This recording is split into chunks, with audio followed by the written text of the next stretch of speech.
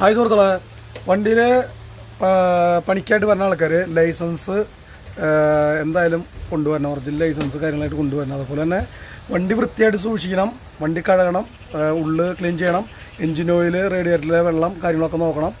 അതേപോലെ മദ്യപാനം, ലഹരി ഉൽപ്പന്നങ്ങൾ ഉപയോഗിക്കാൻ പാടുള്ളതല്ല ബസ്സിൽ.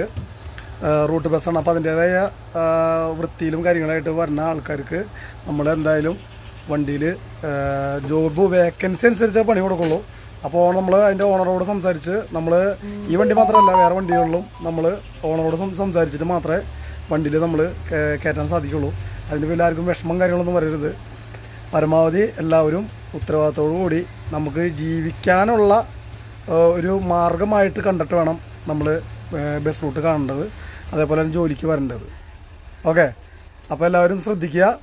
വളരെയധികം ശ്രദ്ധയോടുകൂടി കാര്യങ്ങൾ ചെയ്യേണ്ട ഒരു ഫീൽഡാണ് ബസ് ഫീൽഡ്. അതേപോലെ തന്നെ പെരുമാറ്റം, നമ്മൾ മാന്യമായിട്ട് പെരുമാറാനും മറ്റുള്ള കാര്യങ്ങളൊക്കെ, അതായത് പൈസ കൈകാര്യം ചെയ്യുമ്പോഴുള്ള കാര്യങ്ങളൊക്കെ ശ്രദ്ധിക്കുക. നമ്മുടെ വണ്ടിയിൽ പല കണ്ടക്ടർമാരും വന്നിട്ട് പൈസ ഷോർട്ടേജുകൾ കാര്യങ്ങളൊക്കെ വന്നിട്ടുണ്ട്, പൈസ കളവ് പോയിട്ടുണ്ട്. അപ്പോൾ അങ്ങനത്തെ കണ്ടക്ടർമാർ ഒരിക്കലും, അല്ലെങ്കിൽ അങ്ങനത്തെ പണിക്കാരും നമുക്ക് ആവശ്യമില്ല. നല്ല പണിക്കാർ വരാം, നമുക്ക് ജോബ് നോക്കാം.